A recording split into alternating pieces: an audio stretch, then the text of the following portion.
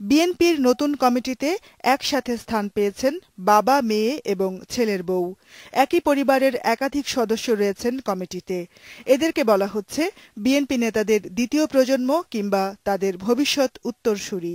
Senior নেতাদের অনুপস্থিতিতে তারাই হাল ধরবেন দলের। এসব পরিবারের সদস্যরা নির্বাচনী এলাকায় বেশি গ্রহণযোগ্য হবে বলে মনে করেন শীর্ষ নেতারা। আমাদেরও বর্তমানে নেতৃত্ব যদি না আসে নিচের থেকে, তাহলে তো একসময় নেতৃত্বের শূন্যতা দেখা দেবে।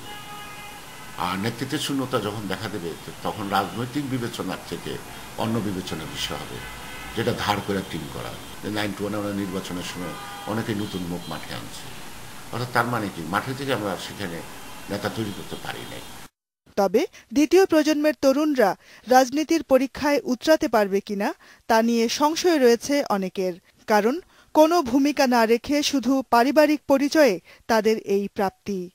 যদি ব্যাপক হারে বিএনপির নেতা কর্মীদের গ্রেফতার করে জেলে পাঠানো হয়, তখন এই সকল নবীন নেতারা কতটুকু আন্দোলন বা সংগ্রামকে এগিয়ে নিয়ে যেতে পারবে সেটা আমি এখন বলতে পারছি না। কারণ তারা তো এখন পর্যন্ত কোনো রাজনৈতিক মঞ্চেই পরীক্ষিত কর্মী নন। এদেরকে স্থান দিতে গিয়ে অনেক যোগ্য নেতা কমিটিতে জায়গা পায়নি বলেও অভিযোগ উঠেছে।